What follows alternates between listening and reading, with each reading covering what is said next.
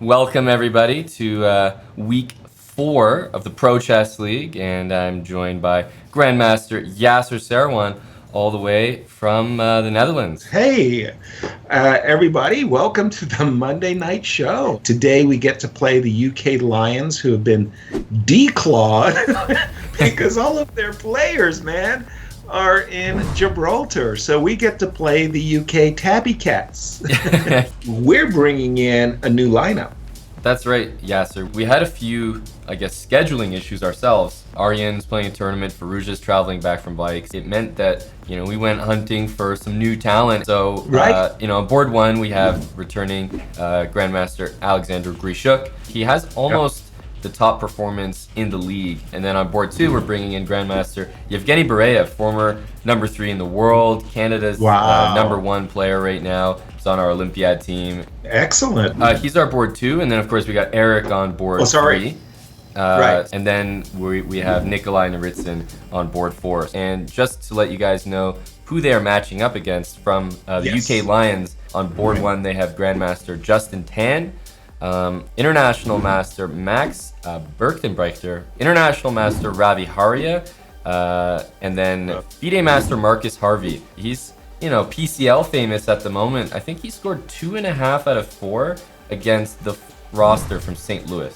Like, he beat Wesley, so I can see our players. They look ready to rock and roll. Trouble, but he has to take C6 is the only move, right? He has to take this. And right. Oh, it's beautiful. Here it goes. Queen d4 check. Yeah, sure. King moves. Rook takes a4. This is a puzzle rush. Bishop d7. That is a nice puzzle rush. What about queen here takes and knight takes a4? Can't even try to get out of it. Let's say b5. What about b5? No, this one doesn't work as well though. Because now because you still have the same ideas, and now b7. Ooh, so maybe b5. Yeah, this one looks a little weird. Hold on. Okay, then. Oh boy. Yeah. Okay. It's all played on the board, and b5 played, and now we have queen takes d3. No, queen takes d3 doesn't work. Okay, queen takes d3. Takes on d3, takes on c6, rook a6. And I was thinking bishop b5, but because the pawn went from c2 to d3, you're not hitting the rook on f1. Yeah. Oops. Oh! In that line that we had looked at earlier in Bareyev's game, they totally went for it, just the whole thing. And really? So b5 was maybe missed by Bareyev, but it's not like you miss it and hey, you're lost. It's just after this, he just sort of sets up the light square blockade and just sits there, and they agree to a draw in this game. Gotcha. It all started from a Scandi where he just said, look, g4, and I'm just going to roll these pawns down the board. Okay. h5, provocative. Okay. Okay. But what is that queen doing on g8? Oh my goodness, it's in the way. Oh, black's in trouble. Black's busted here, must be. F4 played. I think rook f4 is got to be lights out. So, oops. Yeah. Yeah, maybe I was thinking something like, because that's hanging. Yeah. And then if you take on g2, I'll take with the knight. And then this is just a crunch, because knight takes f4, guards the pawn as well, everything. Right. Oh, man. We're going to jump over to Nikolai's game because massive blunders have occurred here. Rook takes f5 was played, and rook d5, Yasser. Just a huge blunder. What? I completely missed rook d5. I mean, I would have still thought that black was losing after rook d5, but amazing. It looked like he blundered, and then rook takes there, and bishop g5 was played. What the heck is going on in this game? A whole rook back. c6 played, and now there's a draw on the board. What is going on here? Yeah. Oh, he just missed queen f3. Oh, he just missed queen f3. That's it, obviously. Let's just mate. Man, Oh, that is not the one you wanted to see. How's Eric doing? Eric has just played the move C6, C7. Yes. Okay. I was wondering, well, A6, A7 for sure gets me something. Right. Yeah. Well, if it looks like it's good enough. I assume A7, Queen B8 has got to be. I mean, there's just no chance of a mate here after King H2, or sorry, a perpetual after King H2. Right, exactly. Queen B8, Queen takes, King H2, and now Queen with check. Check. Ooh, Yeah, this is hanging, and Eric's gonna take a win. Queen G8, Queen E8, mate. There we go. Yeah, baby. Grischuk, we can say quickly, did win his game. It was bishop takes and B4, and that's just a pawn that. Yeah. No, knight takes D4. Oh, that is cute. If you take B3 and B2 is unstoppable. Okay, so bishop takes, and now the pawn goes. Oh, okay. That's a very picturesque finish. So it ended up 2.5 to 1.5 in the first round, but it could have been 3.5 easily. So easily, Grischuk down a piece at the moment, and he's probably down a piece for a good reason. So I'm wondering what he did, because if you've got a pawn on F6, it was probably, there it is, knight F6 check played. Bishop takes, Queen F4, the old double attack. Well, he's got to take this back. There we go. Right. Spotted Yasser, double attack. Nice combination there by Sasha. And we get to witness the finesse from Grischuk as his queen is sitting there ready to deliver mate in one. And in the face of rook takes rook, he said, listen, unnecessary. I've got mate, dude, and you can sack, whatever, a couple checks to make you happy. But mate's coming on G7, unstoppable, and Grischuk comes away with another win to start us off here. In the meantime, Nikolai's lost on board 4. We are going to check that one after, but we'll stick to the games still going. So Bareyev is in this endgame against Marcus Harvey, and he's got that pass pawn, but pawns are even here, and black's got rook E2 coming. I think that this looks like heading very, very quickly towards a draw. Yep. As I see a lot of liquidation in front of us here. And this should be enough. I mean, I see this is heading towards a draw. Well. Eric with... Oh, man, how did you even get that move off? C5. Oh, that's such a nice move. It hit one bishop, but it also uncovered the rook D3. That was a nice move. This move right here. Boom. Boom. Look at that. Yeah.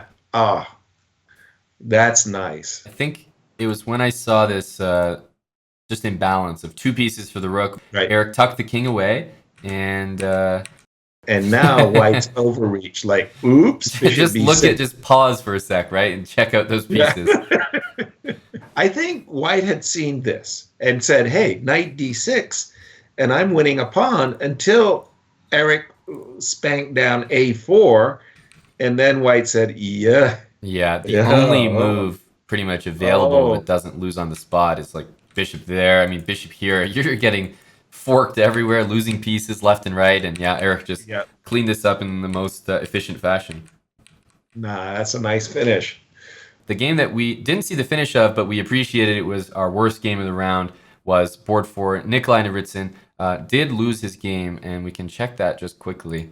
So we looked at it here, and okay, he did go for this, and then a greedy knight e5, but opening more lines can never be, and he went there because there's a pin, yeah. Mm.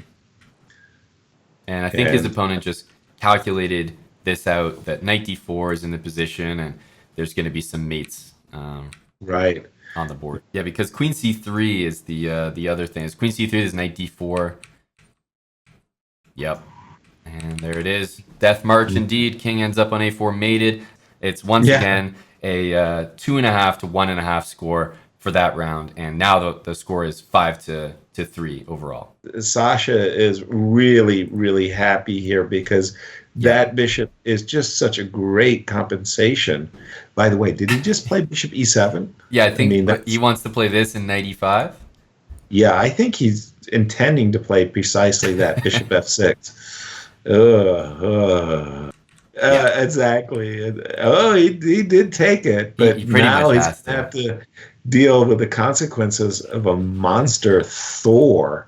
A knight on e5 will just be, lording over the whole position, essentially. Things have heated up pretty much the way we expected them to, as, he's gone for the rook over to h3, and he's finally crashed through over there. Black takes a c-pawn in return. These pawns just aren't very mobile, and it's all about the strong knight on e5 and the fact that this h-pawn is rolling. And speaking of, there it goes. It's hard to stop it once it gets going. And I think this knight d4, knight g5 was the trick, let's say, after queen takes d8 with check is coming. Was the move sort of missed, but at the same time, queen c4 set up knight e2. So he had to play that king h1. And Nikolai, for, quote unquote, missing that tactic, I'm not, terribly upset because look at all these pawns. What the heck just happened? Queen check, right? And f3 and queen f2. Yes. There we go. This is a mate. This is a mate on the board. King h3, queen h1. Nice. All right. There we go. That's that confidence back. Big win. Yeah, big win for the round there, Yasser. So he ended up winning the bishop on h6. That bishop on h6 got trapped after f5, f4, but white managed to gobble a pawn on h7 and kind of expose black's king. Yeah, and the funny thing about this is that you look at white's king, and he's got like a rook stopping the escape square, and let's say this, there's sometimes f3, like you're never getting a clean escape. That queen is always making it to the back rank. Exactly. Especially after queen takes pawn, there's no retreat. Now you're all in on this. So I don't know. I wonder, is like queen there, like out of the question, because he went for rook h7 and now he was committed, right? And it's hilarious. This knight is just saving the day. The queen is covering the checks. What a position. There's nothing to do. So he goes h4. What else? And king h3 is going to run into queen h1. Only move king g4. Queen and another mate him. G2 mate again. I see that Bareev drew his game and Grischuk won his game. And I guess you probably happy if you're Eric just because the game's continuing. I don't know. I don't know either. It's a confusing game. Yeah, I will. He's going to take here, put the knight on e6 or potentially somewhere more aggressive. If rook c7, knight there, I'm thinking that's a bit of a blunder because of check and bishop d5. Yeah, that's a nasty, unexpected pin. So he's setting up a trick himself with the move knight d3. He wants to see bishop takes d5 because now rook c1 check and his rook will be protected. Yeah. There we go. And there we go. Okay. On board 1, we had Grischuk winning his game. Board 2, we had a draw from Yevgeny Bareev, which means that we take this round 3-1 overall. And the overall match is 8-4. What is this? Bishop c4 played against the Petrov. So just a bit of a different way of going about it, but I mean, you can't really be. You'll transpose in a lot of lines. You can't be too upset. Bareev is just a poster boy for solid chess today. There's something weird just happened. So Bareev resigned. What happened here? He blundered. Okay, I thought maybe he clicked the wrong button because I was wondering how the game ends so early, but just a simple miss. Whoa. Knight f5, bishop a4, and he says, okay, like nothing's going on, and just a miss. Knight d6 is coming. Oh. Ooh. And he's also, he didn't sign up to play that position down in exchange. So he's like, okay, I'm resigning, getting the hell out of here. Oh, man, that's terrible. Okay. We need a draw. We need a win. Eric's for choice. here. It's not like it's an overwhelming advantage or anything like that. It's just like, if all you need is a draw to secure match victory. Yeah, this is your game right here. This is doing the job. I'm scared if I'm black here. I'm looking at Rook B1. Ooh. This is like maybe the most danger I've seen him in at all. And right. I think against that idea, he wants to at least have some threats of Queen F2 and Queen takes G1 in the mix. Wow, he goes good. for this. Okay, he cashed that in. Okay. I don't know if we're happy or not, if we're Grischuk here. Now I'm really happy because I'm thinking that pawn on A6 is a perpetual target. Yep. And I've got knight B8. I've got ideas of... maybe knight D8. Knight B8, yeah, one of those. I'm assuming Rook H7. There it is. Look at his time. I mean, it's like a couple seconds for white. Ooh, well, Grischuk is probably... he dodged a bullet. How's Eric doing? Yeah, he's in this rook endgame where nothing too dangerous looks like it's going to happen. Right. This looks maybe draw, like at worst. But over here in this position, we have Nikolai, who, he's in this weird setup where he's pinned, but it's not good if black actually simplifies things. So I'm not sure how black is going to proceed here. And there we go. Sorry to interrupt you, Yasser, but Eric he had to take matters in his own hands. Like the hearts were racing, and black has to be careful. A rook C1 is like really about to arrive in the position if you ever allow that. So right. Okay, he's swindled something here. Shack and there, but okay, rook C2 and down is going to be good enough for white. Just want to jump over to Grischuk's game. I don't know what the heck is happening over here. Whoa! Grischuk sacrificed a rook. And should be lost here, actually. Totally. Unless he just got rid of the final pawn, so it's a rook and bishop versus a rook. Wow. It's a draw. And theoretically, it's a draw. And what about this? Is he in some weird... How does he get out of that? That's 3 times, isn't it? Yeah, so he drew that game. Grischuk survives, and we're going to get a draw here as well. Here, by the way, white's drawing technique looks excellent. Yep. He's played it very, very well. Very important move, King F1. Yeah, if he just keeps playing King F1, he'll be fine. Exactly. And there we have it. Well, they love their stalemates in the Pro Chess League. And we've had a few of them. So we actually lost the final round.